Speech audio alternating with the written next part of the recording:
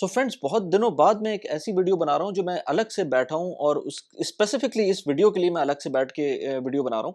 वरना नॉर्मली होता ही है कि मैं वीकेंड के ऊपर बैठता हूँ, आइदर सैटरडे और संडे, और एक साथ 3-4 वीडियोस मैं शूट कर लेता हूँ और वो फिर पूरा हफ्ता आती रहती हैं आगे। वो बैच प्रोसेसिंग जिसे मैं कहते हैं ना, कि प्रोडक्टिविटी इंप्रूव होती है अगर एक चीज़ बैच प्रोसेस में करते हैं आप। लेकिन आज हुआ ये कुछ ऑफिस के अंदर कुछ इस तरह का सीन हुआ कि मैंने कहा यार ये आप लोगों से भी शेयर किया जाए और बहुत इंपॉर्टेंट चीज़ है। इसको हम लोग बहुत ज़्यादा अपने दिलों पे ले लेते हैं और इस चीज़ के ऊपर अपना सारा टाइम, सारी एनर्जी वेस्ट कर रहे होते हैं और उससे फ़ायदा कुछ नहीं होता है। बाय द वे ऑफ़िस भी अब कुछ इस तरह से हो गया है कि उसमें वर्क फ्रॉम होम वाला चक्कर कम से कम होता जा रहा है।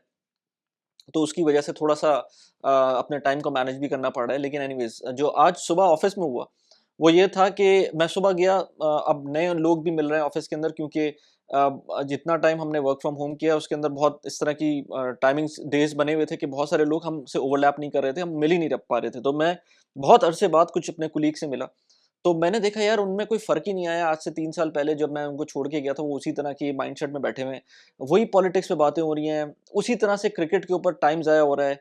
अब मुझे पता है I can get a lot of hate in the comment section, लेकिन आई वुड टेल यू कि मैं क्रिकेट नहीं देखता हूँ। बस थोड़ा बहुत इतना कि कभी कोई इंडिया-पाकिस्तान का मैच हो जाए तो शायद मैं बैठ जाऊँ। बच्चों को पसंद है लेकिन I don't watch cricket at all.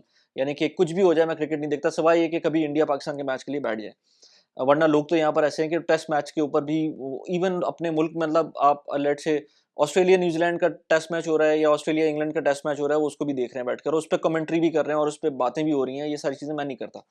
खैर, तो वो कह रहा था एक बंदा कि यार ये ना हो कि हार्ट अटैक हो जाए हमको, आज तुम जिस तरह का मैच है, आज by the way Pakistan New Zealand का मैच था और उसमें पाकिस्तान जीत गया। उससे पहले वही लोग क्रिप्टो पे बात कर रहे थे। तो क्रिप्टो में आपको पता है कि एफटीएक्स एक्सचेंज के साथ क्या हुआ है, और उससे पहले जितने भी सिनेरियोज गुज़रे हैं हमने पीछे, बाय द वे मैंने पॉडकास्ट भी किए यासीन के साथ और वो भी आप देख सकते हैं, मैं लिंक लगा रहा हूँ उसका। इसके अलावा और बहुत सारे इस तरह के सिनेरियोज गुज़रे हैं पीछे 3, 4, 5 महीनों के अंदर जिसमें क्रिप्टो को डेंट हुआ है। और कल लास्ट लास्ट जो मैंने वीडियो, अब कल ही जो मैंने अपलोड की थी वीडियो, उसपे बताया था पंप एंड डंप क्या होता है और इलॉन मस्क ने किस तरह से पंप एंड डंप करता है। Elon Musk pump and dump, although के richest man in the world and quite literally smartest person भी कह सकते होंगे उसको। लेकिन जो उसके पंप एंड डंप वाले सीन है ना, वो हमें सबको पता है कि किस तरह से वो कर रहा होता है। इसलिए इस तरह के इन्फ्लुएंसर से आप बच के रहें। ये मैंने आज ट्वीट भी किया था कि इन्फ्लुएंसर से आपको अपना इन्फ्लुएंसर्स, अपने इकोनॉमिस्ट्स खुद सेलेक्ट करने हैं और अपनी इन्वेस्टमेंट्स का खुद ख्याल रखना है। ये किसी और के ऊपर आप बंदूक लगा लें कि भाई हाँ, इसने हमें कहा था, किसी और के कंधे पे बंदूक रख के आप बोलें कि जो है ना इसने हमें कहा था। तो ये इस तरह नहीं होना चाहिए। अच्छा, एनीवेज़ ऑफ़िस की जो बात कर रहा था मैं, तो सबसे पहले वो क्रिप्टो पे बात हो रही थी। पूरा आधा 1 घंटा क्रिप्टो पे बात मैं सुनता रहा। अब ज़ाहिर-सी बात है, घर पे होते थे तो बहुत ईज़ी, बहुत आराम से काम हो रहा होता था, लेकिन अब ऑफ़िस में तो हर बंदा इंटरप्ट भी कर रहा होता है और हर तरफ की बातें भी सुनने को मिल रही होती हैं। अच्छा, क्रिप्टो पे बात हो रही थी, उसके बाद फिर पॉलिटिक्स पे बात शुरू हुई। वही पुरानी बातें, अब मैं नाम नहीं लेना चाहता पॉलिटिशियंस के यहाँ पर। मैं किसी एक पॉलिटिकल पार्टी को नहीं सपोर्ट करता। आई वुड से कि मैं शायद अपने सबकॉन्शियस में किसी एक को सपोर्ट करता हूँ, लेकिन I would not name it. कुछ चीज़ें हमें पता होती हैं ना, कुछ चीज़ें मुझे पता है कि कुछ चीज़ें कुछ लोगों ने गलत की हैं और कुछ चीज़ें जो जिनको मैं समझता हूँ कि आना चाहिए, वो भी गलत करते हैं। तो इसलिए कोई भी सही तो है नहीं इस दुनिया में, और ख़ास तौर पे पॉलिटिशियंस तो बिल्कुल भी सही नहीं है।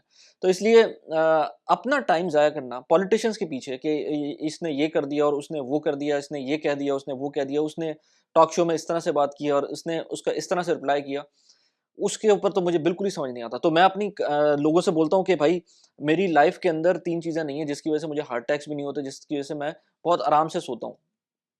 मेरी लाइफ में पॉलिटिक्स पे बात बिल्कुल करना नहीं है।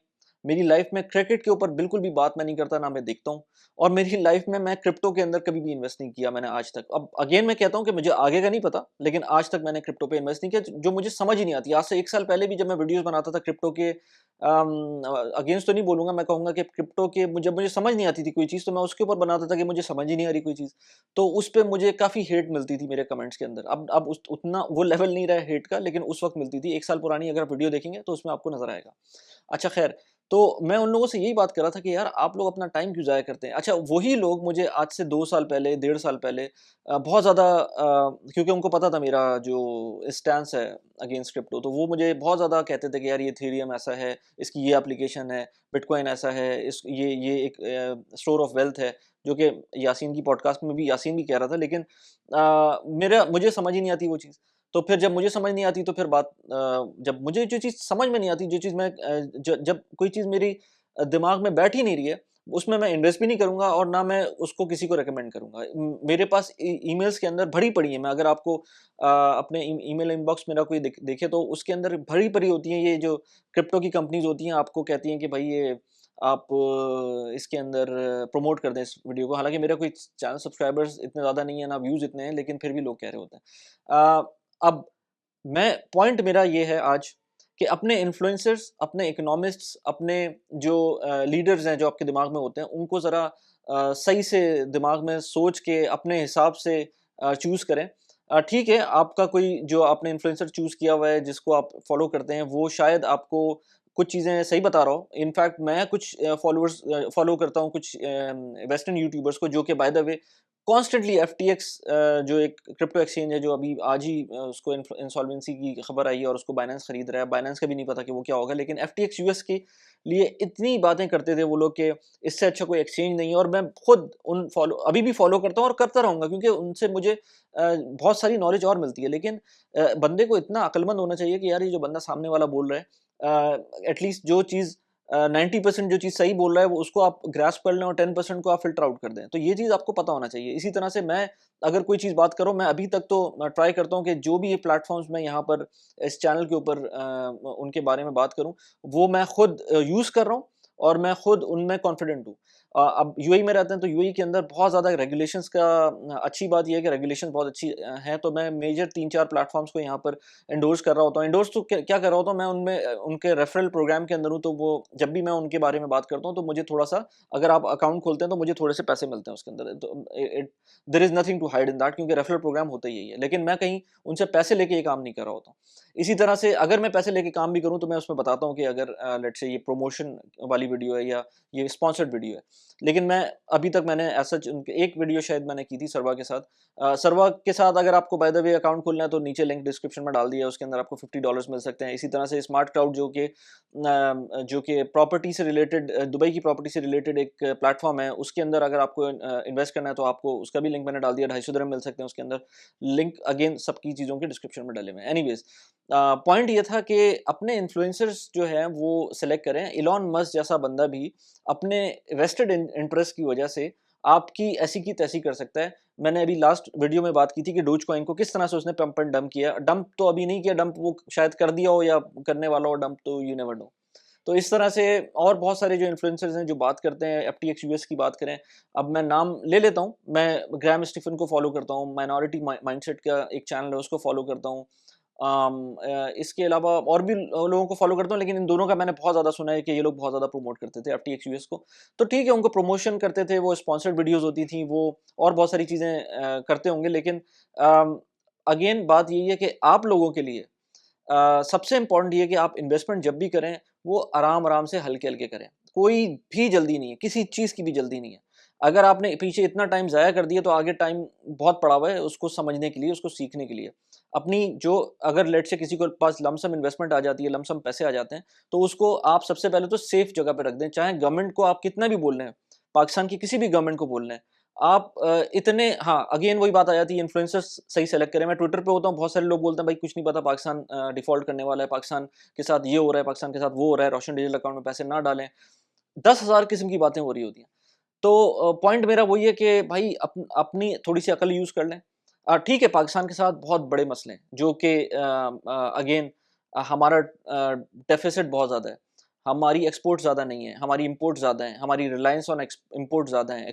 हमारी जो रेमिटेंसेज़ हैं, हमारी बहुत बड़ी एक उसके ऊपर रिलायंस है, जो कि नहीं होना चाहिए, क्योंकि भाई पाकिस्तान के अंदर या कोई भी मुल्क है, उसके अंदर वो चीज़ें जो एक्सपोर्ट कर रहा है और जो चीज़ें इम्पोर्ट कर रहा है, उसपे एक बैलेंस होना चाहिए। वो पाकिस्तान में नहीं है, वो मैं मानता हूँ। लेकिन ऐसा भी नहीं है कि अब डिफ़ॉल्ट वाली सिचुएशन आ रही है, या ऐसा भी नहीं है कि हम बहुत ही बुरी सिचुएशन के अंदर है। पूरी इतना बड़ा मुल्क है, इतने सारे लोग रह रहे हैं उसके अंदर, तो इवेंचुअली मतलब hope for the best, again वही बात है। लेकिन जो लोग इस तरह की बातें करते हैं, जो लोग इस तरह की गलत न्यूज़ फैलाते हैं और लोगों में पैनिक क्रिएट करते हैं, उनका अपना भी कोई फ़ायदा नहीं है।